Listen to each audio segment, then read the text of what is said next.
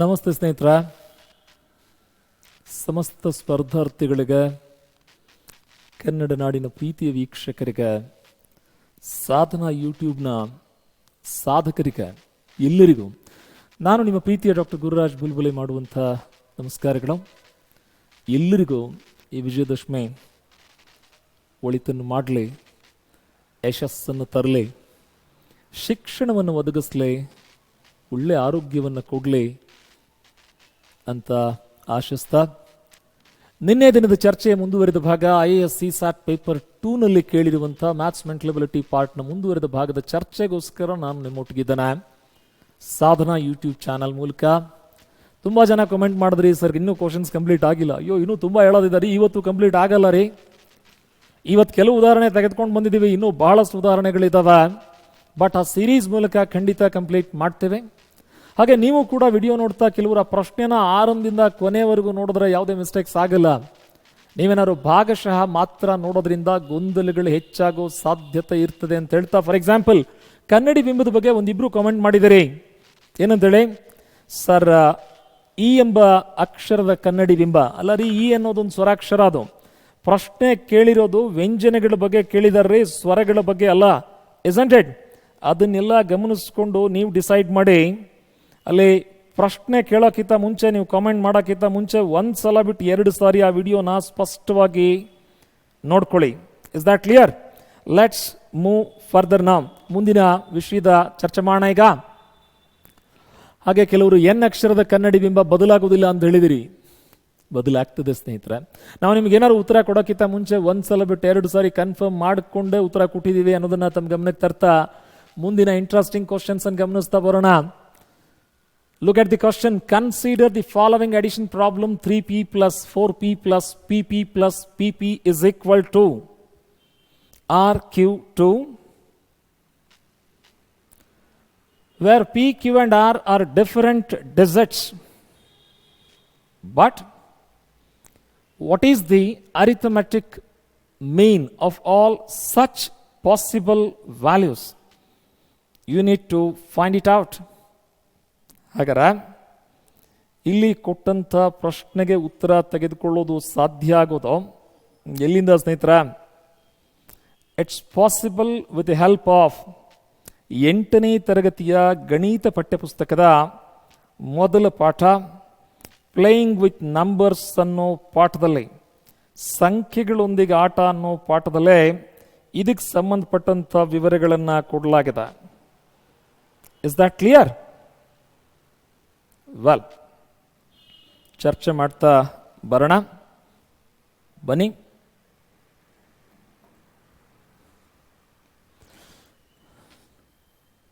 ಬಿಡಿಸೋ ಕ್ರಮ ಹೇಗೆ?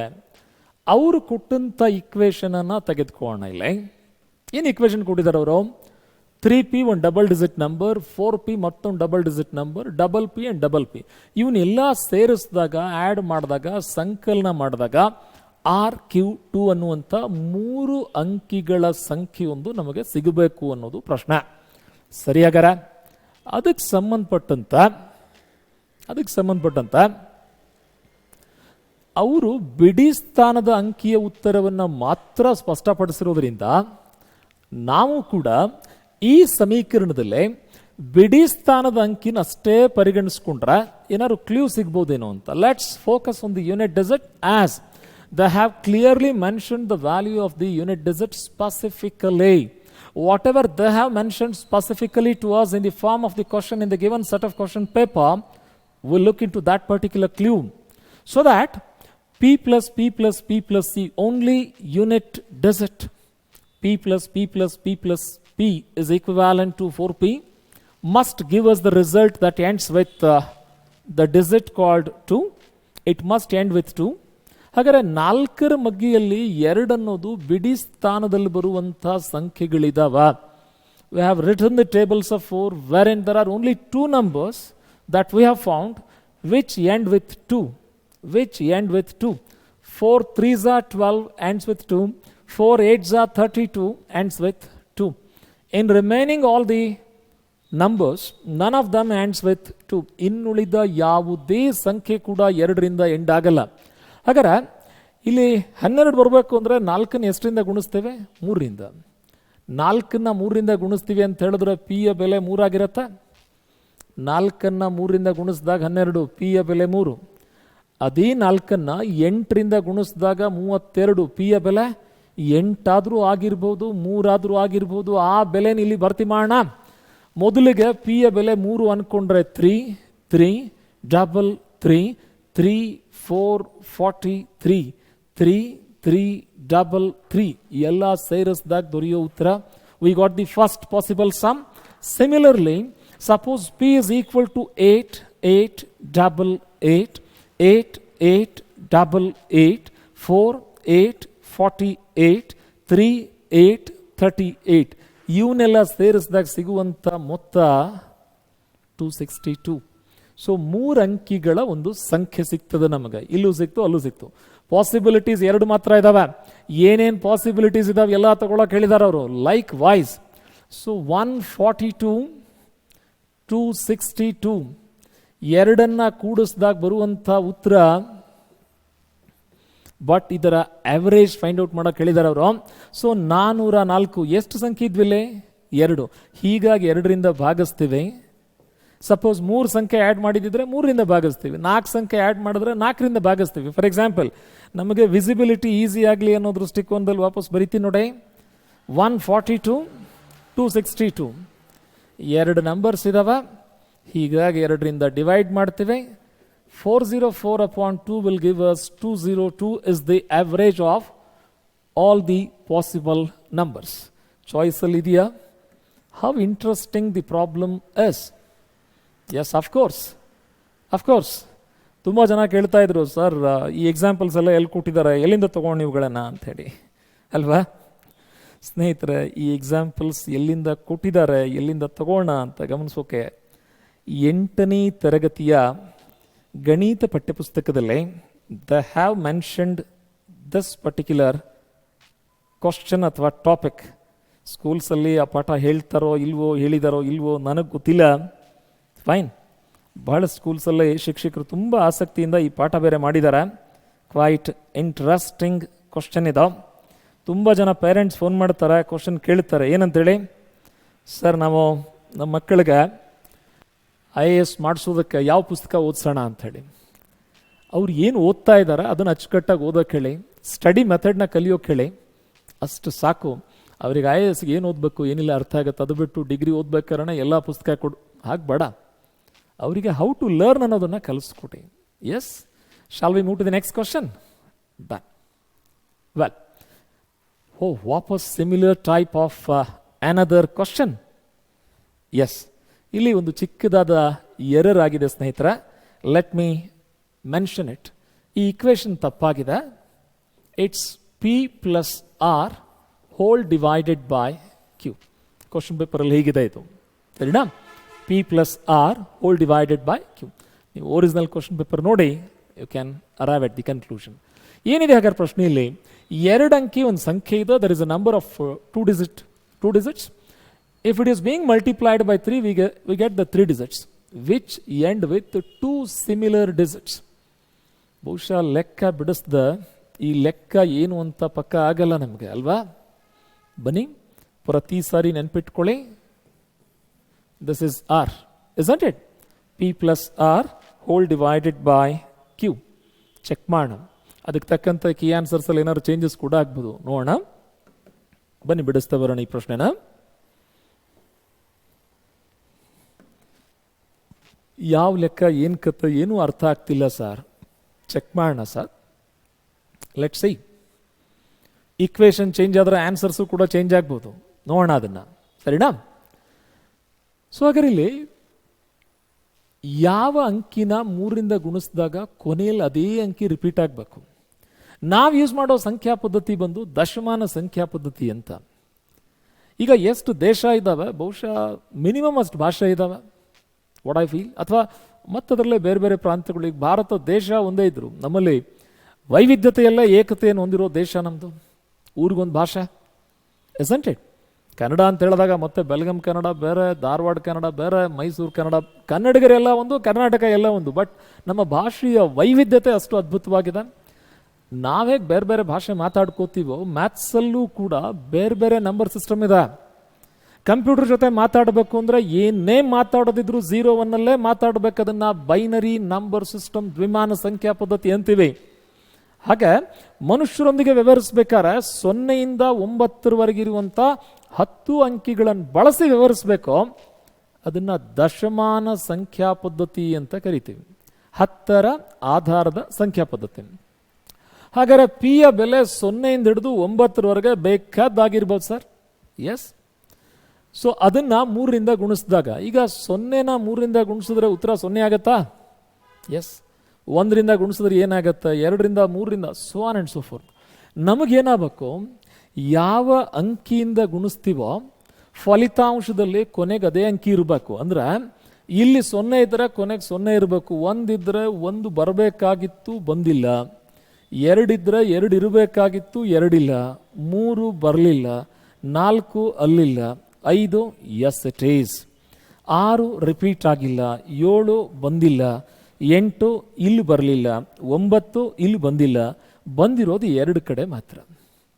ಹಾಗಾದ್ರೆ ಇದರಿಂದ ವಿ ಗಾಟ್ ಎ ಡೌಟ್. ಹಾಗಾದರೆ ಕ್ಯೂನ ಬೆಲೆ 0 ಆಗಿರ್ತದೆ ಅಂತ. ಏನಂತ? P Q into 3 is equal to R Q Q. ಈಗ ಸದ್ಯ ನಮಗೆ ಕ್ಯೂನ ಬೆಲೆ 0 ಆದರೂ ಆಗಿರ್ಬೋದು, 5 ಆದರೂ ಆಗಿರ್ಬೋದು. ಸಪೋಸ್ 0 ಆಗಿರೋದು ನಿಜ ಅಂತ ಇಟ್ಕೊಳ್ಳಿ. ವಾಪಸ್ ಪಿಯ ಬೆಲೆ ಅದು 1 ಇರುತ್ತೋ 2 3 ಗೊತ್ತಿಲ್ಲ. ಈ ರೀತಿ ಬರೆದಾಗ ಸರಿನಾ? 13 ಬರೀ 2 ಅಂಕಿಲಿ ಉತ್ತರ ಬಂತೆ ವಿನಃ 3 ಅಂಕಿಲಿ ಬರಲಿಲ್ಲ. 2 ಅಂಕಿ ಉತ್ತರ ಬೇಕಿಲ್ಲ, 3 ಅಂಕಿ ಉತ್ತರ ಸಾಕಾಗಲ್ಲ. ಹಾಗೆ 30 ಇಂಟು 4 120. ನಮಗೆ ಡಬಲ್ 0 ಬರಬೇಕಾಗಿತ್ತು, ಬರಲಿಲ್ಲ. ನೀವು ಚೆಕ್ ಮಾಡಿಬಿಟ್ಟು ನೋಡಿ. 30 ಇಂಟು 5 30 ಇಂಟು 6 30 ಇಂಟು 7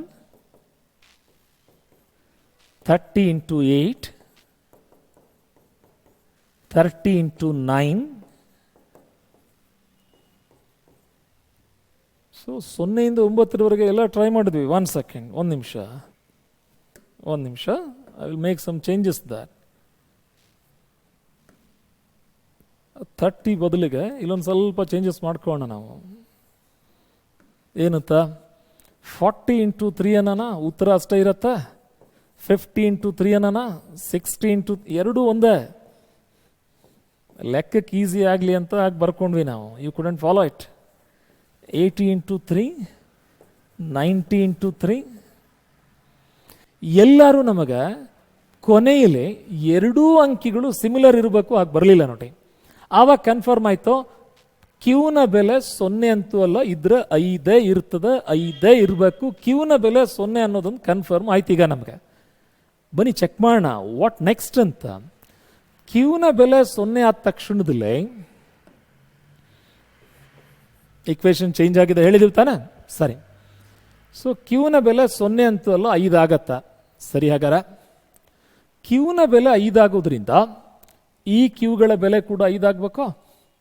ಹಾಗಾರೆ ಪಿಯ ಬೆಲೆ ಎಷ್ಟಾದ್ರೆ ಇದರ ಗುಣಲಬ್ಧದಲ್ಲಿ 2 5ಗಳು ಬರ್ತವೆ ಅಂತ ಪ್ರಶ್ನೆ. ವಾಪಸ್ ನಮಗೆ ಪಿಯ ಬೆಲೆ 0 ಇಂದ 9 ಎಷ್ಟಾರ ಬರಬಹುದು, ಎಷ್ಟಾರ ಬರುತ್ತೆ. 1 ಸೆಕೆಂಡ್ ನೋಡಿ, ಈಗ ವಿಸಿಬಲ್ ಆಯ್ತು. ಸ್ವಲ್ಪ ಗಮನಿಸಬೇಕಾಗಿರೋದು ದ ವ್ಯಾಲ್ಯೂ ಇಸ್ ಆರ್. ಸರಿ. ಹಾಗಾರೆ ಲೆಟ್ಸ್ ಚೆಕ್. ಏನಂತ ಚೆಕ್ ಮಾಡೋಣ? ಪಿಯ ಬೆಲೆಯನ್ನು 0 ಇಂದ ಹಿಡಿದು 9 we substitute the values. So P ಇದ್ದಲ್ಲೇ 0 ಅಂತ ಬರ್ಕೊಂಡ್ರೆ ಕ್ಯೂನ ವ್ಯಾಲ್ಯೂ 5 ಅಂತ ಆಲ್ರೆಡಿ ಡಿಕ್ಲೇರ್ ಆಗೋಗ್ಬಿಟ್ಟಿದೆ. 5 3s are 15, 15 3s are ಪಿಯ ಬೆಲೆ 0 1 2 3 4 5 6 7 8 9. Multiply by 3 as mentioned in the given equation. ಸರಿನಾ? ಅದಕ್ಕೆ ತಕ್ಕಂತ ಕೊನೆ 2 ಅಂಕಿಗಳು ಸೇಮ್ ಇರಬೇಕು. ಇನ್ನೊಂದು ಅಂಕಿ ಬಂದಿಲ್ಲ ಅಂದರೆ 5 ಇಲ್ಲ, ಇನ್ನೊಂದು 5 ಅವೈಲೇಬಲ್ ಇಲ್ಲ. ಎಲ್ಲಿ 2 5 ಬಂದಿದ್ದಾವೋ ಆ ಇಕ್ವೇಶನ್ ಅನ್ನು ಪರಿಗಣಿಸ್ತೀವಿ. We got the value of P as 8. ಈಗಾಗಲೇ ಕ್ಯೂನ ಬೆಲೆ 5 ಅಂತ ಗೊತ್ತಾಗಿತ್ತು. ಈಗ ಪಿಯ ಬೆಲೆ 8 ಅಂತ ಗೊತ್ತಾಯಿತು. ಕ್ಯೂನ ಬೆಲೆ 5. 85 3ರಿಂದ ಗುಣಿಸಿದ್ರೆ 255 ಬರುತ್ತಾ ನೋಡಿ, ಚೆಕ್ ಮಾಡಿ. ಖಂಡಿತ ಬರುತ್ತಾ? ಆವಾಗ ಆರ್ನ ಬೆಲೆ ಗೊತ್ತಾಯ್ತು, ಕ್ಯೂನ ಬೆಲೆ ಗೊತ್ತಾಯ್ತು, ಪಿಯ ಬೆಲೆ ಗೊತ್ತಾಯ್ತು. ಅವೇ ತಾನೇ ಬೇಕಾಗಿದ್ದು. ಪಿಯ ಬೆಲೆ ಎಷ್ಟಿದ್ದಾರೆ? ನಂಬರ್ 8. ಆರ್ನ ಬೆಲೆ ಎಷ್ಟಿದ್ದಾರೆ? ನಂಬರ್ 2. ಕ್ಯೂನ ಬೆಲೆ ಎಷ್ಟಿದ್ದಾರೆ? ನಂಬರ್ 5. 8ಕ್ಕೆ 2 ಕೂಡಿಸಿದ್ರೆ 10. ಆನ್ಸರ್ ಎಷ್ಟ್ರಿ ಬರುತ್ತಾ? Is that clear? Key answers ಅಲ್ಲಿ ನಾವೇನಾದ್ರು ಮಿಸ್ಟೇಕ್ ಮಾಡಿರ್ಬೋದು, ಯಾಕಂದ್ರೆ ಈಕ್ವೇಷನ್ ತಪ್ಪಾಗಿ ಬರ್ಕೊಂಡಿದ್ವಲ್ಲ. ಈಗ ಹೇಳ್ತೀನಿ ನೋಡಿ ಅದನ್ನ. The answer is 2. ದಯವಿಟ್ಟು ಇದನ್ನ ತಿದ್ದುಪಡಿ ಮಾಡ್ಕೊಳ್ಳಿ. The answer is 2. ಕಾರಣ ಈ ಈಕ್ವೇಷನ್ ಬದಲಾಗ್ತದ. It's a mistake from our end, not from the question paper setters. Shall we proceed? ನಮ್ಮಲ್ಲಿ DTP ಮಾಡ್ತಾ ಒಂದು ಚಿಕ್ಕದಾಗಿ ಎರರ್ ಆಗಿದೆಯಪ್ಪ ಅದು. ಈಗ ಮುಂದಿನ ಪ್ರಶ್ನೆ ಏನು ಅಂತ ನೋಡ್ಕೊಂಡ್ವಾ? ತುಂಬ ಇಂಟ್ರೆಸ್ಟಿಂಗ್ ಆಗಿರುವಂಥ 2 ಎಕ್ಸಾಂಪಲ್ಸ್ ಇವು. Well, the next component comes towards the theory of syllogism. ಇದೊಂದು ಪಾಶ್ಚಿಮಾತ್ಯ ಸಿದ್ಧಾಂತ. ಇಂಡಿಯನ್ ಸಿನಾರಿಯೋದಲ್ಲಿ ಬಹುಶಃ ಬ್ಯಾಂಕ್ ಎಕ್ಸಾಮ್ಸ್ ಅಥವಾ ಮ್ಯಾನೇಜ್ಮೆಂಟ್ ಟೆಸ್ಟ್ಗಳನ್ನ ಹೊರತುಪಡಿಸಿ ಉಳಿದ ಬಹಳಷ್ಟು ಎಕ್ಸಾಮ್ಗಳಿಗೆ ಈ ಪ್ರಶ್ನೆನ ಕೊಟ್ಟಿರೋ ಶೈಲಿ ತುಂಬ ಕಡಿಮೆ, ರಿಪೀಟ್ ಆಗಿರೋದು ತುಂಬ ಕಡಿಮೆ. ಕೀ ಆನ್ಸರ್ಸ್ ಕೊಟ್ಟಂಥ ಶೈಲಿ ಬಹಳಷ್ಟು ಸಾರಿ ತಪ್ಪಾಗಿದೆ, 100ಕ್ಕೆ 90 ಸಲ. Anyhow, the question is, some cats are almirahs, some almirahs are chairs, all chairs are tables. Based on these 3 set of statements, which of the conclusion do follows? Conclusion number 1, certainly some almirahs are tables. Some cats may not be chairs is the conclusion number 2. Which of them is absolutely correct or perfect? ಒಂದ್ಸಾರಿ ಕನ್ನಡದಲ್ಲಿ ನೋಡ್ಕೊಂಬೋಣ. ಕೆಲವು ಬೆಕ್ಕುಗಳು ಅಲ್ಮೇರಾಗಳಾಗಿವೆ. Screen clearly visible ಇದೆಯಾ? ಕಾಣಿಸುತ್ತಾ? Fonts clear ಆಗಿದಾವ? S. ಕೆಲವು ಬೆಕ್ಕುಗಳು ಅಲ್ಮೇರಾಗಳು. Suppose ಈ first circle ಏನಾದ್ರು ಬೆಕ್ಕುಗಳನ್ನು represent ಮಾಡತ್ತೆ ಅಂತ ಅನ್ಕೊಂಡ್ರೆ, ಈ ಬೆಕ್ಕುಗಳಲ್ಲಿ ಕೆಲವು ಏನಾಗಿದಾವೆ ಹೇಳಿ? ಅಲ್ಮೇರಾಗಳಾಗಿದಾವ. ಸರಿ ಇದೆಯಾ? ಕೆಲವು ಅಲ್ಮೇರಾಗಳು ಕುರ್ಚಿಗಳಾಗಿವೆ. ಈ ಅಲ್ಮೇರಾಗಳಲ್ಲಿ ಕೆಲವು ಕುರ್ಚಿ ಇದಾವೆ. ಬಟ್ ಎಲ್ಲ ಕುರ್ಚಿಗಳು ಮೇಜುಗಳಾಗಿವೆ. ಎಲ್ಲ ಕುರ್ಚಿಗಳು ಮೇಜುಗಳಾಗಿವೆ.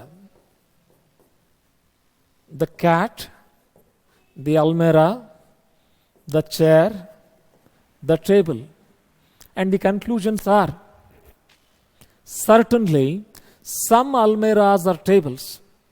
ಖಂಡಿತವಾಗಿ ಕೆಲವು ಅಲ್ಮೇರಾಗಳ ಟೇಬಲ್ಗಳಾಗಿವೆ, ಕೆಲವು ಅಲ್ಮೇರಾಗಳ ಮೇಜುಗಳಾಗಿದ್ದಾವೆ.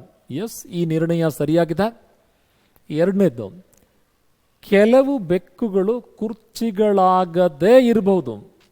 ಕೆಲವು ಬೆಕ್ಕುಗಳು ಕುರ್ಚಿಗಳಾಗಿರದೇ ಇರಬಹುದು. ಡೆಫಿನೆಟ್ಲಿ ಇರಬಹುದು ಅಂತ ಹೇಳಿದಾರ, ಇವೆ ಅಂತ ಹೇಳಿಲ್ಲ. There might be, there may be. ಇಂಗ್ಲಿಷಲ್ಲಿ ಮೇ ಅನ್ನೋ ಪದ ಬಳಕೆ ಮಾಡಿದ್ದಾರೆ. ಕನ್ಫರ್ಮೇಷನ್ ಇಲ್ಲ. It's a prediction, possibility, probability. ಸಂಭವನೀಯತೆ ಬಹುದು ಅಂತ ಅಂತ್ಯ ಆಗ್ತದೆ. ಹೀಗಾಗಿ ಈ ನಿರ್ಣಯ ಕೂಡ ಸರಿ ಇದೆ. Both the conclusion 1 and 2 are true. ಸಿಲಾಜಿಸಮ್ theory ಯಾರು ಓದಿರ್ತೀರಿ ಅವರಿಗೆ ಈ ಕಂಟೆಂಟ್ ಇನ್ನೂ ಫಾಸ್ಟ್ ಆಗಿ ಕನೆಕ್ಟ್ ಆಗ್ತದೆ. Both conclusion 1 and conclusion 2 are correct. The next question. Based on the concept of reminder, ಶೇಷದ ಪರಿಕಲ್ಪನೆ. ಈಗೊಂದು ಹೊಸ ಪ್ರಶ್ನೆ ಮೂಡುತ್ತೆ. ಎಲ್ಲ ಪ್ರಶ್ನೆಗಳನ್ನ ನೋಡಿದಾಗ, ಏನು ಸರ್ ಕ್ವಶನ್ ಪೇಪರ್ ಯಾವ ಪುಸ್ತಕದಿಂದ ತೊಗೊಂಬಂದಿದ್ದಾರೆ ಸರ್, ಯಾವ ವೆಬ್ಸೈಟಿಂದ ತೊಗೊಂಬಂದಿದ್ದಾರೆ sir? First thing, 1 to 10th fundamental concepts. And second thing, SSC bank railway pattern ಅನ್ನೇ ಫಾಲೋ ಮಾಡೋದು ಸ್ಪಷ್ಟವಾಗಿ ಗೊತ್ತಾಗುತ್ತೆ. ಅದರಲ್ಲಿ ಬಹಳಷ್ಟು ಉದಾಹರಣೆಗಳು SSC ಪರೀಕ್ಷೆಯಿಂದ ಆಸ್ ಇಟ್ ಈಸ್ ಎತ್ತಾಕೊಂಡು ಬಂದಿರೋದು ಗೊತ್ತಾಗುತ್ತೆ. ಎನಿಹೌ, ಈಗ ಯಾವುದೇ ಒಂದು ಸಂಖ್ಯೆನ 10ರಿಂದ ಭಾಗಿಸಿದಾಗ ಉಳಿಯೋ ಶೇಷ ಹೇಗೆ ಹೇಳ್ತೀವಿ ನಾವು? ಸೇ ಫಾರ್ ಎಕ್ಸಾಂಪಲ್, ಈಗ 127 ಅನ್ನೋ ಒಂದು ಸಂಖ್ಯೆ ಇದೆ ಅಂತ ಇಟ್ಕೊಳ್ಳಿ. ಇದನ್ನು 10ರಿಂದ ಭಾಗಿಸಿದ್ರೆ ಶೇಷ ಎಷ್ಟು ಉಳಿಯುತ್ತೆ? ಅಬ್ಸಲ್ಯೂಟ್ಲಿ ಬಿಡಿ ಸ್ಥಾನದಲ್ಲಿ ಎಷ್ಟಿದೆ ಅಷ್ಟು ಉಳಿಯುತ್ತೆ. ಹೇಗೆ? 10ರಿಂದ ಭಾಗಿಸ್ತೀವಪ್ಪ. 10 1, 10 2, ಈ 7 ತಾನೇ ಆರಂಭದಲ್ಲಿ ಬಿಡಿ ಸ್ಥಾನದಲ್ಲಿ ಇದ್ದಿದ್ದು. ಸಪೋಸ್ ಒಂದು ವೇಳೆ there is a number called 1945263. ಈಗ ಈ ಸಂಖ್ಯೆನ 10ರಿಂದ ಭಾಗಿಸಿದ್ರೆ ಭಾಗಿಸ್ಲೇಬೇಕಾಗಿಲ್ಲ, ಹೇಳಕ್ ಸಾಧ್ಯ. ಬಿಡಿ ಸ್ಥಾನದ ಅಂಕಿ ಉಳಿಯೋ ಶೇಷ ಆಗಿರ್ತದೆ 10ರಿಂದ ಭಾಗಿಸಿದಾಗ. ದಶಮಾನ ಸಂಖ್ಯಾ ಪದ್ಧತಿ 10ರ ವಿಶೇಷತೆ ಅದು. ಹಾಗಾದ್ರೆ ಇಲ್ಲೂ ಕೂಡ ಇದು 10ರಿಂದ ಭಾಗಿಸಿದಾಗ ಎಷ್ಟು ಶೇಷ ಉಳಿತದೆ ಅಂತ ಕಂಡುಹಿಡಿಯೋದಕ್ಕೆ ಬೆಟರ್ ಮೆಥಡ್ ಏನು ಅಂದ್ರೆ, ಈ ಸಂಖ್ಯೆಯ ಬಿಡಿ ಸ್ಥಾನದಲ್ಲಿ ಎಷ್ಟು ಬರ್ತದೆ, what is the unit digit of the number called 3⁻2019. So ಈ ಯೂನಿಟ್ ಡಿಜಿಟ್ ಅನ್ನ ಕಂಡುಹಿಡಿಲಿಕ್ಕೆ there are certain rules. I hope already ನೀವು ಕಲ್ತಿದ್ರೆ ಫಾಲೋ ಮಾಡ್ತೀರಿ. ಇಲ್ಲಿ ಬಿಡಿ ಸ್ಥಾನ ಅಷ್ಟೇ ತಗೋತೀವಿ ನಾವು. ಏನು ಹಾಗಂದ್ರೆ, ಸಪೋಸ್ ಒಂದು ವೇಳೆ ಇಲ್ಲಿ 34ರ ಘಾತ 300 ಅಥವಾ 3434 ಅಥವಾ ಈಗೇನೋ ಬರೋದು 4 ಅಂಕಿನೋ 5 ಅಂಕಿನೋ ಇದೆ ಅಂತ ಇಟ್ಕೊಳ್ಳಿ. ಇಲ್ಲಿ ಬಿಡಿ ಸ್ಥಾನ ನೋಡ್ಬೇಕಾದ್ರೆ ಈ ಬಿಡಿ ಅಂಕಿ ತಗೋತೀವಿ, ಆದರೆ ಘಾತ ರೂಪದಲ್ಲಿ ಇವನ್ ಎರಡೂ ತಗೋತೀವಿ. ಅದೇ ರೀತಿ unit digit to the power we must consider number 19. We must consider number 19. What is the next step? ಆಮೇಲೆ ಏನು ಮಾಡ್ತೀವಿ ಹೇಳಿ, ಈ 45ರಲ್ಲಿ ಅಥವಾ ಈ 45 ಅನ್ನೋ ಸಂಖ್ಯೆನ 4ರಿಂದ ಭಾಗಿಸಿದಾಗ ಉಳಿಯೋ ಶೇಷ ಬರೆದಿರ್ತೇವೆ. ಹೇಗೆ ಸರ್ ಬಂತಿದೋ, 45ನ್ನ 4ರಿಂದ ಭಾಗಿಸಿದ್ರ 4×11 44, ಶೇಷ 1 ಉಳಿತಾ, ಆ ಒಂದನ್ನು ಬರೆದಿರ್ತೀವಲ್ಲಿ. ಸಿಮಿಲರ್ಲಿ ಇಲ್ಲೂ ಕೂಡ 19ನ್ನ 4ರಿಂದ ಭಾಗಿಸಿದಾಗ 4 4 16, ಶೇಷ ಎಷ್ಟಿದೆ, ರಿಮೈಂಡರ್ ಎಷ್ಟಿದೆ, ಆ 3ಅನ್ನೇ ಬರೆದಿರ್ತೀವಿ ಇಲ್ಲಿ. 3⁻3 ಅಂದ್ರೆ ಸೊ ಯೂನಿಟ್ ಡಿಜಿಟಲ್ ಎಷ್ಟು ಬರುತ್ತಾ, it's not the 10th digit. ಮತ್ತು 10ರ ಸ್ಥಾನದಲ್ಲಿ 2 ಬರೋದಿಲ್ಲ. ನಾವು ಈ ಪದ್ಧತಿ ಚರ್ಚೆ ಮಾಡ್ತಾ ಇರೋದು ಬಿಡಿ ಸ್ಥಾನದ ಅಂಕಿ ಕಂಡುಹಿಡಿಯೋಕೆ ಮಾತ್ರ. ಸರಿ, ಹಾಗಾರೆ ಬಿಡಿ ಸ್ಥಾನದಲ್ಲಿ ಎಷ್ಟು ಬರುತ್ತಾ, ಅನ್ಡೌಟಬ್ಲಿ ಈ ಸಂಖ್ಯೆನ, ಯಾವ ಸಂಖ್ಯೆನ 3⁻2019 ಅನ್ನ 10ರಿಂದ ಭಾಗಿಸಿದಾಗ ಉಳಿಯೋ ಶೇಷ 7ಕ್ಕೆ ಸಮನಾಗಿರ್ತದೆ. ಬಹುಶಃ ಕಂಪ್ಯೂಟರ್ಗೂ ಈ ಲೆಕ್ಕ ಕೊಟ್ರೆ ಇಟ್ ಕನ್ಸ್ಯೂಮ್ಸ್ ಮೋರ್ ಟೈಮ್. 3ನ್ನ 2019 ಸಾರಿ ಗುಣಿಸೋದು ಅಂದ್ರೆ ಏನು ಸಾಮಾನ್ಯದ ಮಾತನ್ರೆ, ಅದನ್ನೇ ಸಿಂಪ್ಲಿಫೈ ಮಾಡಿ ಬರೆದಿದ್ದಿದೆ ಇಲ್ಲಿ. Go through that. Let's proceed further now. Yes, inflation, ಹಣದುಬ್ಬರ, ಕಾಸ್ಟ್ ಆಫ್ ಲಿವಿಂಗ್, ಜೀವನ ನಡೆಸೋದೇ ಕಷ್ಟ ಆಗಿದೆ ರೀ. ತುಟ್ಟಿ ಕಾಲ ಬಂತು, ಅಭ್ಯಾಸ ಮಾಡೋದೇ ತುಟ್ಟಿಯಾಗಿದೆ ರೀ ಇಂದಿನ ಯುವಕರು. ನೀವಲ್ಲ, ಇನ್ ಜನರಲ್ ಆಗಿ ಹೇಳ್ತಾ ಇದ್ದಾನೆ, ನಿಮ್ಮ ಹಿರಿಯರು ಮಾತನಾಡೋದು. ಫೈನ್ ಅಲ್ಲ, ನೀವೆಲ್ಲ ಯೂಟ್ಯೂಬ್ ನೋಡ್ಕೊಂಡು ಅಭ್ಯಾಸ ಮಾಡ್ತಾ ಇದ್ರಿ, ಇದ್ದೂರಿಂದ ಓದ್ತಾ ಇದ್ರಿ, ನಿಮ್ಮ ಸ್ಟಡಿ ಬೆಟ್ಟಿಲ್ಲ, ಬಿಡೋರಲ್ಲ. ನಾವು ಕನ್ನಡಿಗರು, ನಾವು ಯಾವತ್ತೂ ಸ್ಪರ್ಧಾರ್ಥಿಗಳು ಅನ್ನೋದನ್ನು ಮತ್ತೊಂದು ಸಾರಿ ತಮ್ಮ ಗಮನಕ್ಕೆ ತರ್ತಾ, let's look into the interesting question. ಅಲ್ಲಿ ಕ್ವಶನ್ ಫ್ರೇಮ್ ಹೇಗೆ ಮಾಡ್ತಾರೆ ನೋಡಿ ಅವರು. ಈಗ ಸಾಮಾನ್ಯವಾಗಿ ಭಾಳಷ್ಟು ಪ್ರಶ್ನೆ ಪತ್ರಿಕೆಗಳಲ್ಲಿ ನಾವು ನೋಡಿರೋದು, ಆ ಪುಸ್ತಕದಿಂದ 14, ಈ ಪುಸ್ತಕದಿಂದ 14, ಇನ್ನೊಂದು ಪುಸ್ತಕದಿಂದ 14 ಎತ್ತಾಕೊಂಬಂದು ಕ್ವಶನ್ ಪೇಪರ್ ರೆಡಿ ಮಾಡೋದಕ್ಕಿಂತ ಇವರು ಇರೋ ಸಿಚುವೇಶನ್ ನೋಡ್ತಾರೆ. Day by day the price of the fuel is being increased regularly due to the fluctuations in the international market or the domestic market or the consumption. I don't know exactly what might be the reasons. Being a competitor, being an aspirant of Indian Civil Services examination, you kindly analyze it better. Not me, it's you. From January 1, 2021, the price of petrol in rupees per litre on mth day of the year is 80 plus 0.1 m, where m is equal to 1, 2, 3, 4 up till 100. And thereafter remains constant. On the other hand, the price of diesel in rupees per litre on the nth day of 2021 is 69 plus 0.15 yen for any value of yen. On which date in the year 2021 are the prices of these two fuels are equal? Question paper ತೆಗೆದಿರೋ ವ್ಯಕ್ತಿ ಮಾತ್ರ hats off. ಮೊನ್ನೆಯಿಂದನೂ ಹೇಳ್ತಾ ಇದ್ದೀನಿ, ಒಂದು ಸಾರಿ ಪ್ರಶ್ನೆನ ಇಲ್ಲಿಂದ ಅಷ್ಟೇ ಅಲ್ಲ ಇಲ್ಲಿಂದಾನು ನೋಡ್ಕೊಂಬೋಣ, ಸರಿಯಾಗಿ ಅರ್ಥ ಮಾಡ್ಕೊಂಬೋಣ, ಆಮೇಲೆ ಮಾತಾಡೋಣ. ಬಟ್ ಇಲ್ಲಿಗೆ ಅರ್ಥ ಆದ್ರೆ ಅಲ್ಲಿಗೆ ತಾನಾಗೆ ಅರ್ಥ ಆಗತ್ತೆ. ಏನಂತೀರಿ? ಒಂದು ವೇಳೆ 1 ಜನವರಿ 2021ರಿಂದ ಪೆಟ್ರೋಲ್ನ ದರ ಪ್ರತಿ ಲೀಟರ್ಗೆ ರೂಪಾಯಿಗಳಲ್ಲಿ ಇದೇ ವರ್ಷದ ಅಲ್ಲೊಂದು ಚಿಕ್ಕದಾದ ಬದಲಾವಣೆ ಆಗ್ಬೇಕು ಸ್ವಾಮಿ. ಏನಂತ? ಇದೇ ವರ್ಷದ ಎಮ್ಮನೇ ದಿನದಂದು ದ ಲೆಟರ್ ಎಂ ಅದು 100ನೇ ದಿನಾನೋ 120ನೇ ದಿನಾನೋ 115ನೇ ದಿನಾನೋ 8ನೇ ದಿನಾನೋ 108ನೇ ದಿನಾನೋ ಎಮ್ನೇ ದಿನದಂದು 80 + 0.1 ಎಮ್ ಆಗಿರ್ತದೆ. ಆವಾಗ ಎಮ್ನ ಬೆಲೆ 1ರಿಂದ 100ರವರೆಗೆ ಏನು ಬೇಕಾದಾಗಿರ್ಬೋದು. ಏನು ಸರ್, ಒಂದು ವರ್ಷದಲ್ಲಿ 100 ದಿನ ಇರ್ತಾವ? ಇಲ್ಲ ರೀ, 365 ಅಥವಾ 366 ದಿನ ಇರುತ್ತೆ. ಆದರೆ ಅವ್ರೇನು ಹೇಳ್ತಾರೆ ನೋಡಿ, ನಂತರದಲ್ಲಿ ಬೆಲೆ ಸ್ಥಿರವಾಗಿರಲಿದೆ.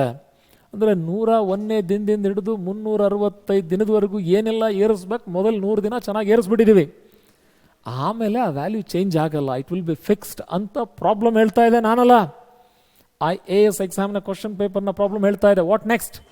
ಆದರೆ ಅದೇ 2021ರ ಎನ್ನೇ ದಿನದಂದು ಡಿಸೈಲ್ನ ಬೆಲೆಯು ಇಷ್ಟೊತ್ತು ಕೊಟ್ಟಿದ್ದು ಪೆಟ್ರೋಲ್ನ ಬೆಲೆಯಾಗಿತ್ತು. ಈಗ ಹೇಳ್ತಾ ಇರೋದು ಡಿಸೈಲ್ನ ಬೆಲೆಯು ಪ್ರತಿ ಲೀಟರ್ಗೆ ರೂಪಾಯಿಗಳಲ್ಲಿ ಎನ್ನ ಯಾವುದೇ ಬೆಲೆಗೆ. The point to be noted. ಇಲ್ಲಾಗಿದ್ರೆ ಎಮ್ಗೆ ಒಂದು ಮಿತಿ ಅಂತ ಇತ್ತು, ಬಟ್ ಇಲ್ಲಿ ಹಂಗಾಗಲಿಲ್ಲ, ಯಾವುದೇ ಬೆಲೆಗೆ. ಅಂದರೆ 100 ದಿನ ಆದಮೇಲೆ 101ನೇ ದಿನನೂ ಬೆಲೆ ಏರಿಕೆ ಆಗಬಹುದು ಅಲ್ಲ? ಹಾಗೇ ಆಗತ್ತೆ.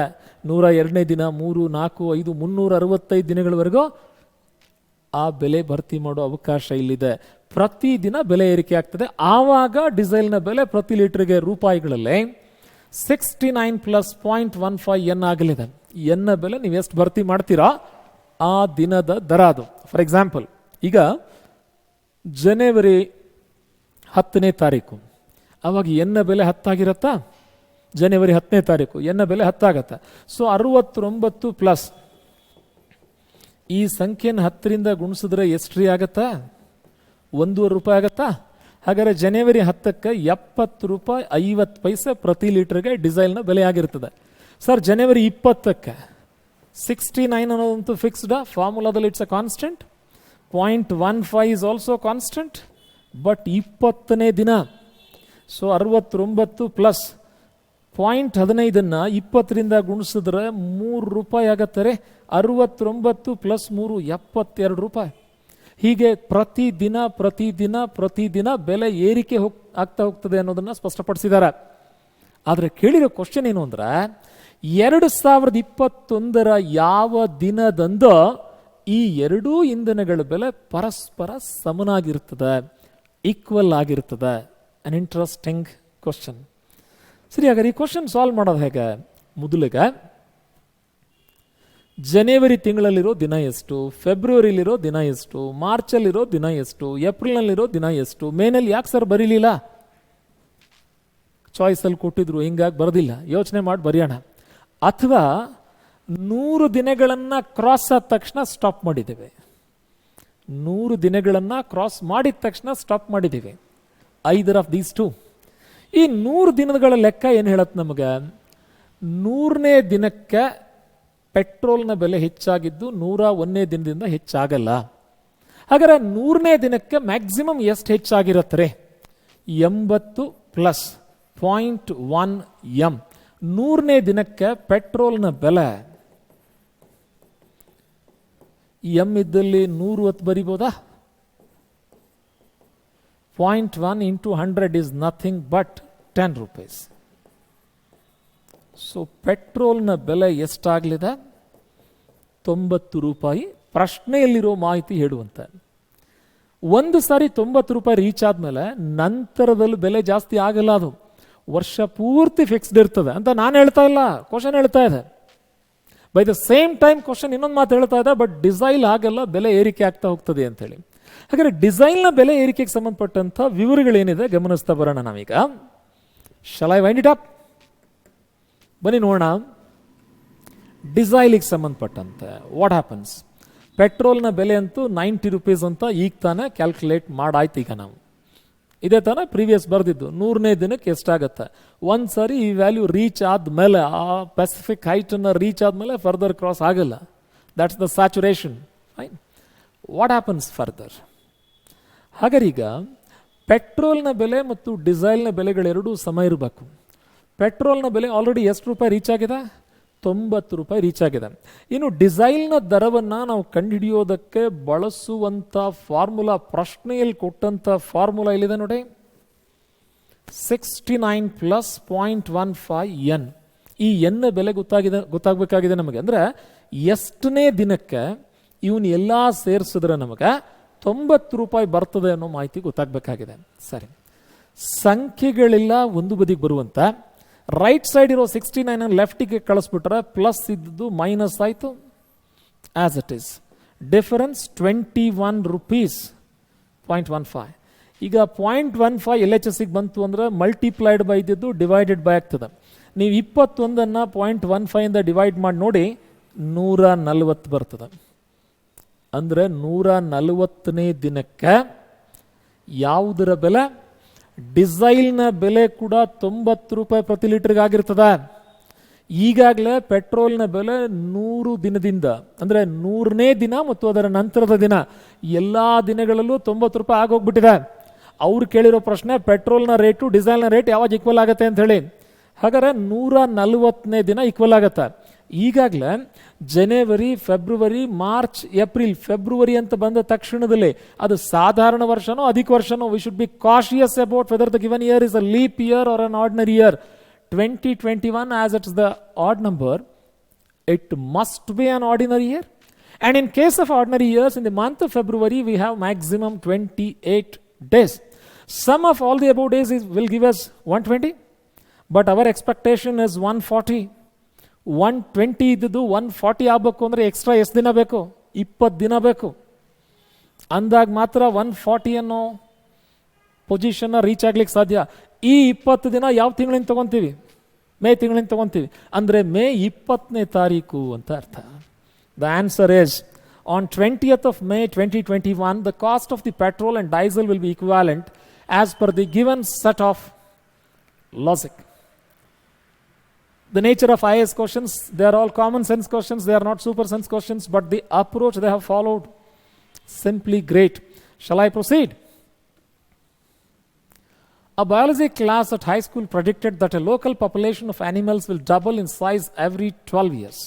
The population at the beginning of the year 2021 was estimated to be 50 animals.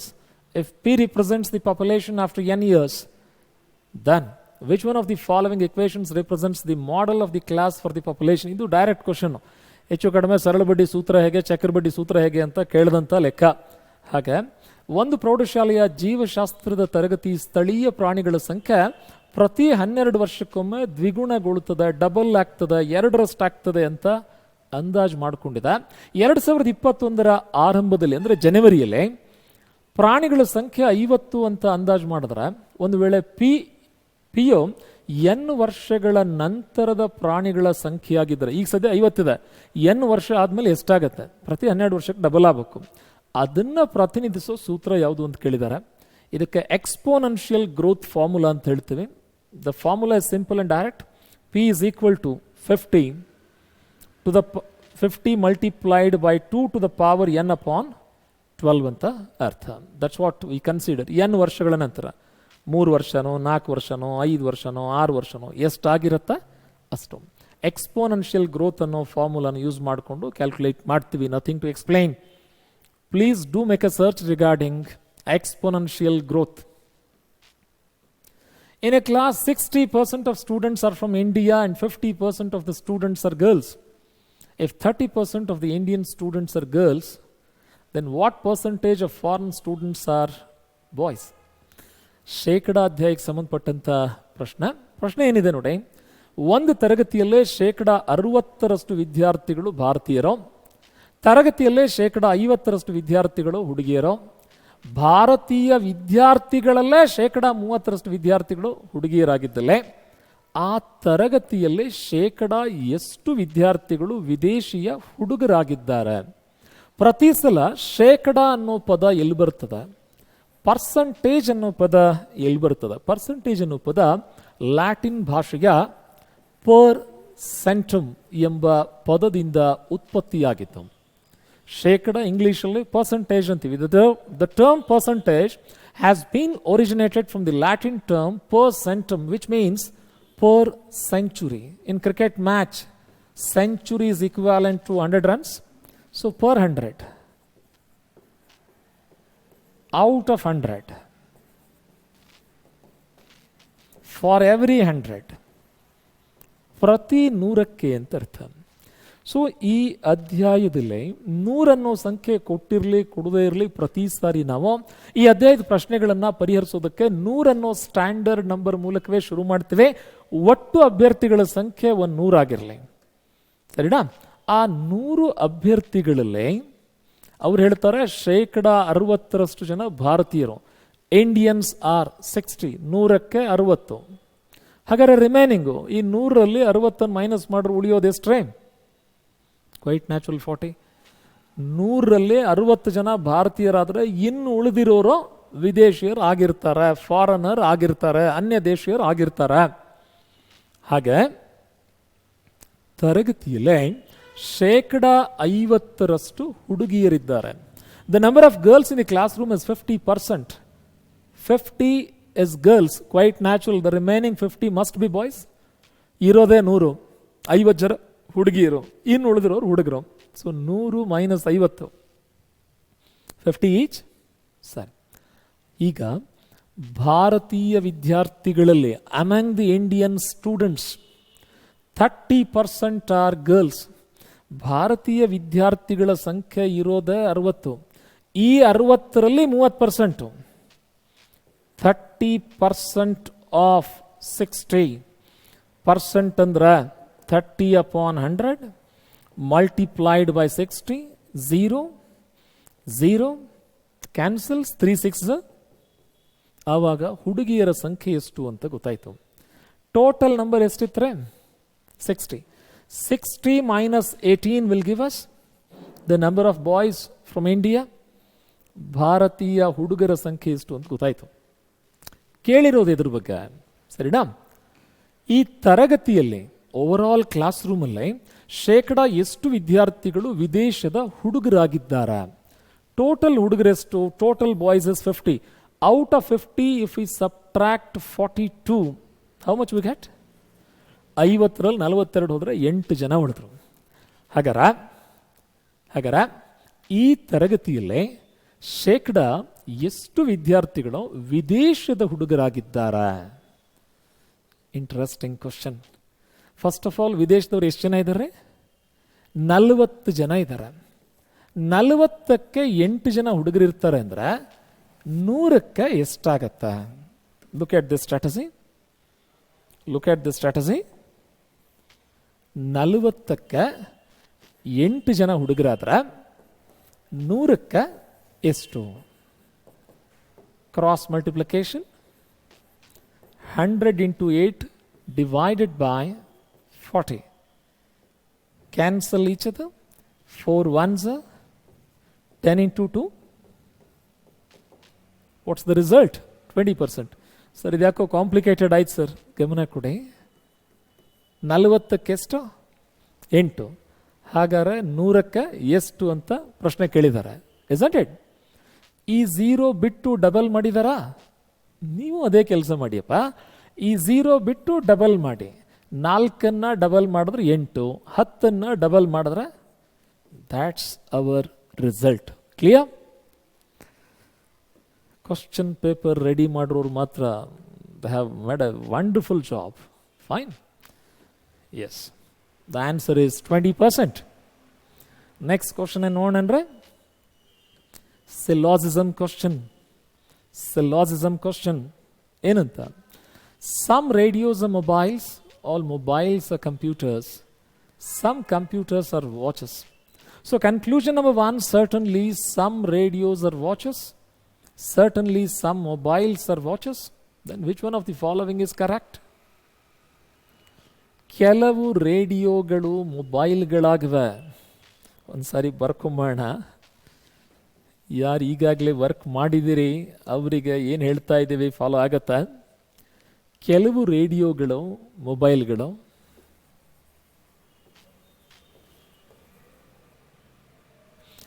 ಎಲ್ಲ ಮೊಬೈಲ್ಗಳು ಕಂಪ್ಯೂಟರ್ಗಳು.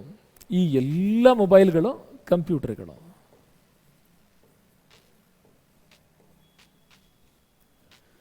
ಕೆಲವು ಕಂಪ್ಯೂಟರ್ಗಳು ವಾಚ್ಗಳಾಗಿವೆ. ಈ ಕಂಪ್ಯೂಟರ್ನಲ್ಲಿ ಕೆಲವಿದಾವಲ್ಲ, ಅವು ವಾಚ್ ಆಗಿದ್ದಾವೆ. ಸರಿ, ಹಾಗಾರ ಈ ಡೈಗ್ರಾಮ್ ನೋಡಿ ಆನ್ಸರ್ ಮಾಡಿ ಇಲ್ಲಿ ಹೇಳಿ ನಮ್ಗೆ. ಖಂಡಿತವಾಗಿ ಕೆಲವು ರೇಡಿಯೋ ವಾಚ್ ಆಗಿದಾವೆ.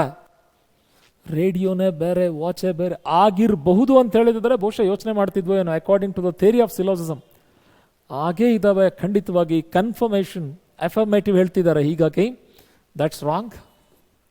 ಖಂಡಿತವಾಗಿ ಕೆಲವು ಮೊಬೈಲ್ ವಾಚ್ ಆಗಿದ್ದಾವೆ, ಆಗಿರಬಹುದು ಅಂತ ಹೇಳಬೇಕಿತ್ತೆ ವಿನಃ ಹಾಗೇ ಆಗಿದ್ದಾವೆ ಖಂಡಿತವಾಗಿ ಅಂತ ಹೇಳ್ತಾರೆ ನೋಡಿ.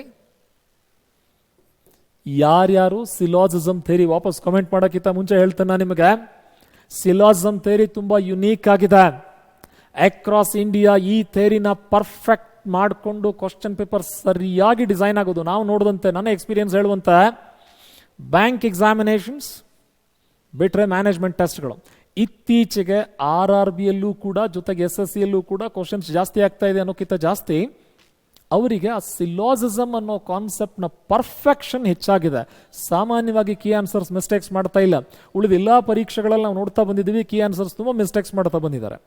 ಅದರಂತೆ UPSC ಅವರು ಕೂಡ ಇವರು ಎಷ್ಟು ಸಾರಿ ಸಿಲಾಜಿಸಮ್ ಬಗ್ಗೆ ಕ್ವಶನ್ ಕೇಳಿದಾರಲ್ಲ, ಯೂಸ್ವಲಿ ಅವರು ತುಂಬ ಪರ್ಫೆಕ್ಷನ್ ಇರ್ತದೆ. ಈಗ ಇಷ್ಟು ಎಲ್ಲ ಕ್ವಶನ್ಸ್ ನಾವು ಸಾಲ್ವ್ ಮಾಡಿದ್ದೀವಲ್ಲ, ನೀವು ಬೇಕಾದ್ರೆ ನೋಡಿ, ನಾವು ಟೈಪ್ ಮಾಡ್ಬೇಕಾದ್ರೆ ಏನೋ ಮಿಸ್ಟೇಕ್ ಆಗಿರ್ಬೋದು, ಬಟ್ ನಾವು ನಿಮ್ಗೆ ಹೇಳ್ಬೇಕಾದ್ರೆ ಏನು ಆನ್ಸರ್ ಹೇಳಿದ್ದೀವಿ, UPSC ಅವರು ಏನು ಅನೌನ್ಸ್ ಮಾಡ್ತಾರೆ, you can have the comparison.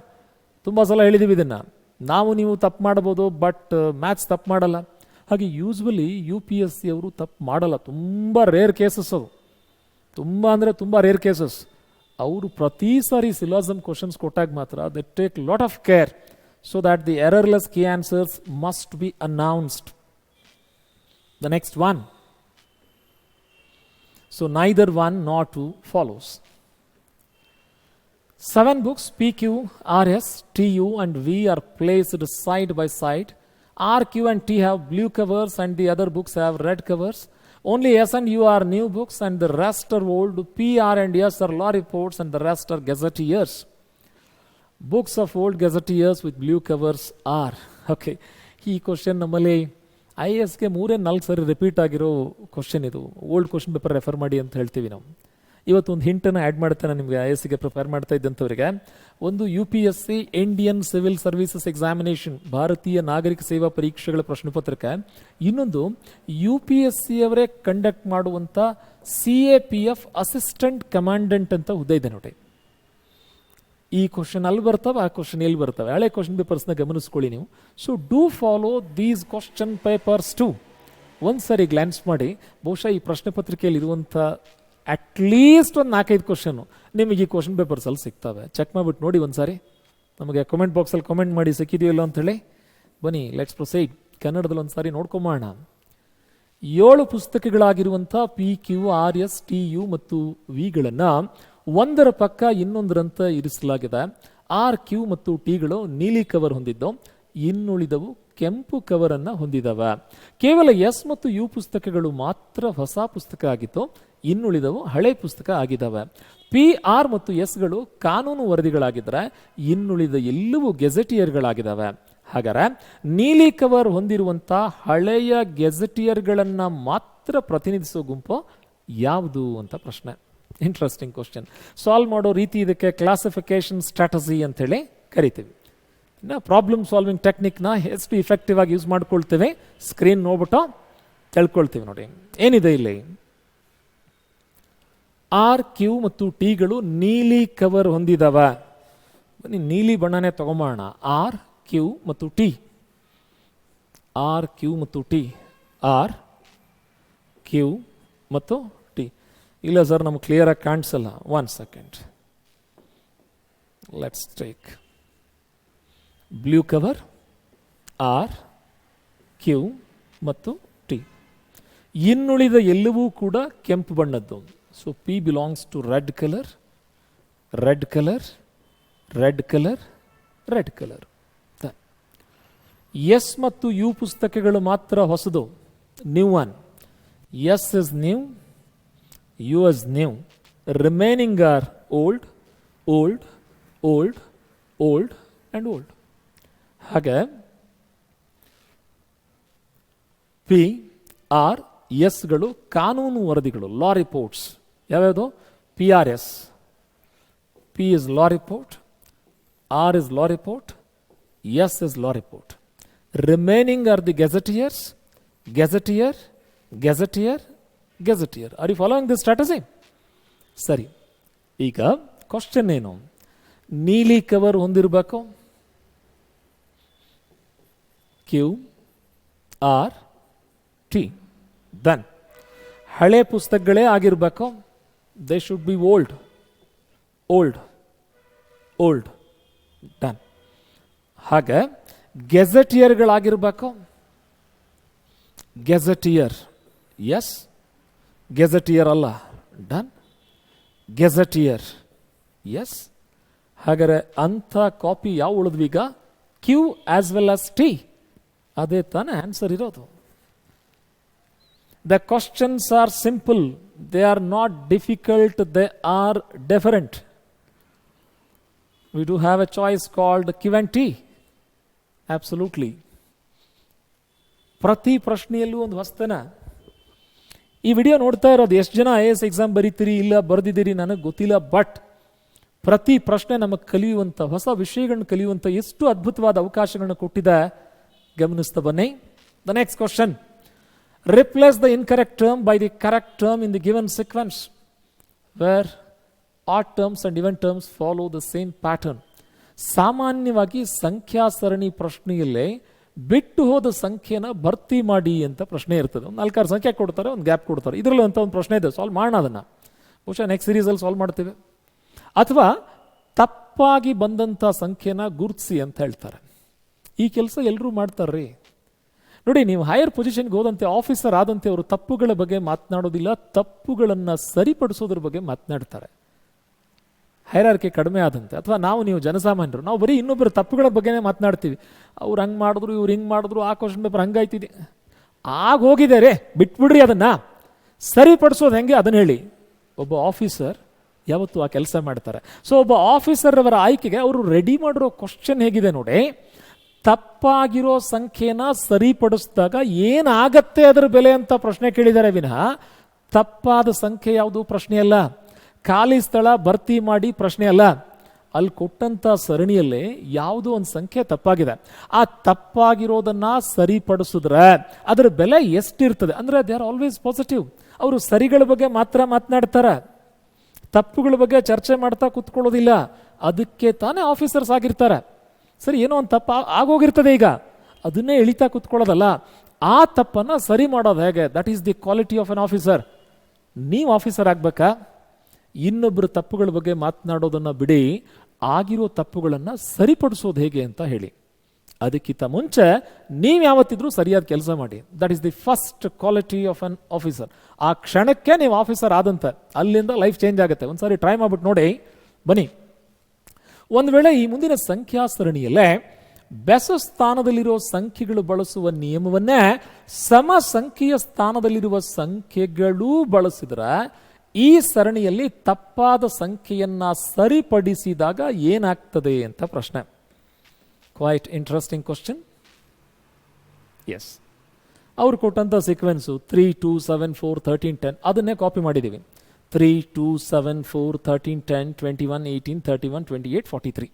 ಸರಿ, ಹಾಗಾದ್ರೆ ಸೊ ಮೊದಲಿಗೆ first, second, third, fourth, fifth ಅಂದರೆ 1, 3, 5, 7 ಹೀಗೆ ಬೆಸ ಸಂಖ್ಯೆಯ ಸ್ಥಾನದಲ್ಲಿರೋ ಸಂಖ್ಯೆಗಳನ್ನು ಬರೆದಿದ್ದೀವಿ.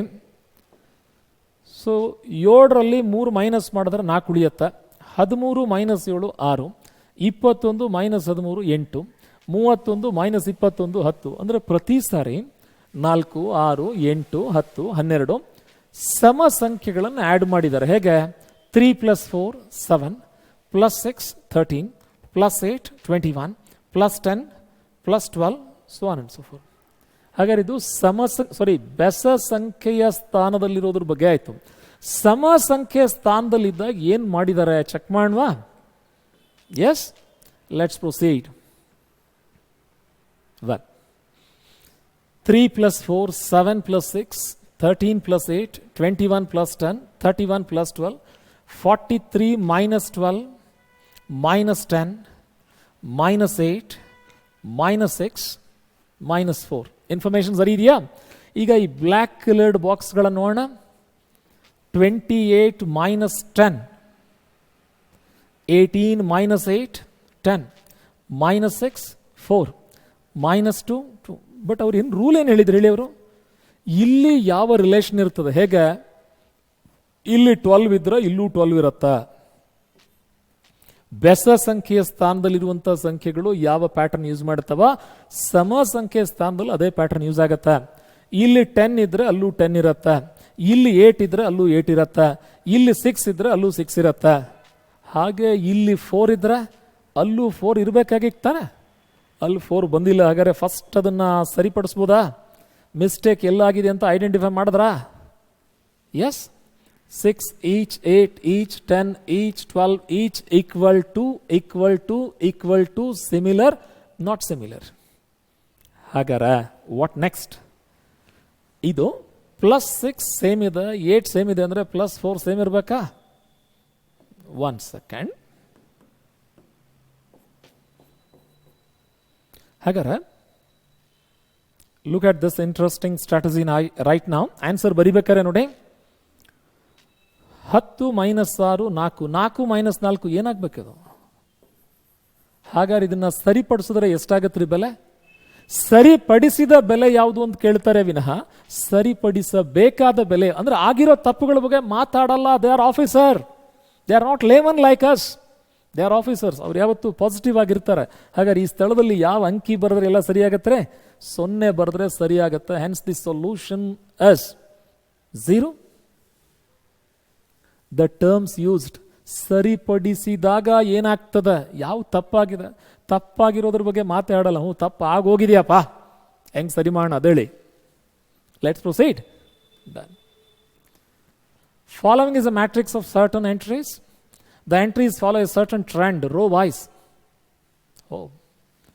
ಸರಿ, ಇಲ್ಲಿ ಮಾತೃಕೆ ಅಂತ ಕರಿತೀವಿ. ಈ ಮಾತೃಕೆಯಲ್ಲಿ ಅಡ್ಡ ಸಾಲುಗಳಲ್ಲಿ ವ್ಯವಸ್ಥಿತ ನಿಯಮವೊಂದನ್ನು ಬಳಕೆ ಮಾಡಿದ್ದು. ಖಾಲಿ ಸ್ಥಳದಲ್ಲಿ ಬರೀಬೇಕಾಗಿರೋ ಸಂಖ್ಯೆ ಯಾವುದು ಅಂತ. Once again it's A question from SSC examination. It's a question from SSC examination and the trend is like this. 7ಕ್ಕೆ 3 ಕೂಡಿಸಿದ್ರೆ 10 ಆಗತ್ತಾ? ಎಸ್. ಜಾಸ್ತಿ ಮಾತಾಡ್ತಾ ಕೂತ್ಕೊಂಡ್ರೆ 10 ಆಗತ್ತಾ? 3ಕ್ಕೆ 6 ಕೂಡಿಸಿದ್ರೆ 9 ಆಗತ್ತಾ? ಅಬ್ಸಲ್ಯೂಟ್ಲಿ. ಹಾಗಾದ್ರೆ 10ಕ್ಕೆ ಎಷ್ಟು ಕೂಡಿಸಿದ್ರೆ 13 ಆಗತ್ತೆ ಸ್ವಾಮಿ? 3 ಕೂಡಿಸಿದ್ರೆ 13 ಆಗತ್ತೆ. ಮಾಹಿತಿ ಸರಿ ಇದೆಯಾ? Done. A B C A B C A B and C. So 3B ಅಂತ ಬರೀಬೋದಾ ಇಲ್ಲಿ? The answer is 3B. ಸರಿಯಾದ ಉತ್ತರ. Shall we proceed further? Simple question, but based on the SSC trend, the relevant answer is 3B, choice C. The next question. You are given 2 identical sequences in 2 rows. What is the entry in the place of C for the sequence 2? ಈ ಸೀರೀಸ್ಗೆ ನಾವು comparison series ಅಂತ ಕರಿತೀವಿ. ಹೋಲಿಕೆ ಮಾಡುವಂಥ ಸರಣಿಯ ಪ್ರಶ್ನೆಗಳು ಎಂದರ್ಥ. Compare ಮಾಡುವಂಥದ್ದು. ಬಹುಶಃ ಹಾಗಂದ್ರೇನು, ಒಂದು ಎಕ್ಸಾಂಪಲ್ ನೋಡಿಕೊಂಡೇ ಡಿಸೈಡ್ ಮಾಡೋಣ. ಇಲ್ಲೊಂದು ಸೀರೀಸ್ ಕೊಟ್ಟಿದ್ದಾರೆ, ಇದು ಯಾವ ನಿಯಮ ಬಳಸುತ್ತೆ ಅದು ಅದೇ ನಿಯಮ ಬಳಸಬೇಕು. ಸೊ ಇಲ್ಲಿ ನಿಯಮ ಏನು ಅಂತ ಗುರುತಿಸ್ಕೊಂಡ್ರೆ ABCDEಗಳ ಬೆಲೆ ಕಂಡುಹಿಡಿಯೋಕೆ ಸಾಧ್ಯ. Here we have solved it clearly. ನಿಮ್ಮ ವಿಸಿಬಿಲಿಟಿ ಸ್ಪಷ್ಟವಾಗಿರುವಂಥ 8 ಇದ್ದದ್ದು 4 ಆಗಿದೆ ಅಂದರೆ ಇದರ ಅರ್ಧ, ಅಂದರೆ ಅರ್ಧದಿಂದ ಗುಣಿಸ್ತೀವಿ ಅದನ್ನು ಅಂತ ಅರ್ಥ. It has been multiplied by 0.5. 4 ಇದ್ದದ್ದು 6 ಆಗಿದೆ ಅಂದರೆ 1.5 ಪಟ್ಟು. 6 ಇದ್ದದ್ದು 15 ಆಯಿತು ಅಂತ ಹೇಳಿದ್ರೆ 2.5 ಪಟ್ಟು. Into 2.5 into 3.5 into 4.5. ಪ್ರತಿ ಸಲ ಬೆಲೆ ನೋಡಿ. 4 6 15 52.5 8 4 6 15 8 4 6 15 52.5 so on and so forth. ಯಾವಾಗ 0.5 1.5 2.5 3.5 ಬೆಲೆ ಸಿಕ್ತಲ್ಲ, ಆಸ್ ಇಟ್ ಈಸ್ ಒಂದೇ ಬೆಲೆ ಅಂತೂ ಅವ್ರು ಕೊಟ್ಟಿರಬೇಕು. ಹಾಗೆ ಇಲ್ಲಿ 5 ಕೊಟ್ಟಿದ್ದಾರಲ್ಲ, ಆ 5 ಫಸ್ಟ್ ಕಾಪಿ ಮಾಡ್ತೀವಿ. ಮಲ್ಟಿಪ್ಲೈ ಬೈ 0.5, ಇದು ಬೆಲೆ ಸಿಕ್ತು.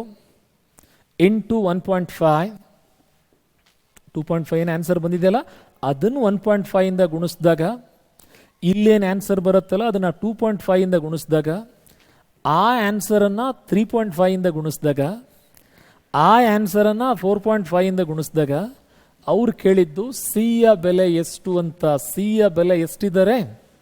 9.375. ಆಫೀಸರ್ ಆಗಬೇಕು ಅಂದರೆ ಆಫೀಸರ್ ಆಗೋ ಕ್ವಾಲಿಟಿ ಇರಬೇಕು ಅಂತ ಹೇಳಿದ್ರೆ, ಆಫೀಸರ್ನ ಫಾಲೋ ಮಾಡಲೇಬೇಕು ಅಂತ ಹೇಳಿದ್ರೆ, ಲುಕ್ ಎಟ್ ಆಲ್ ದಿಸ್.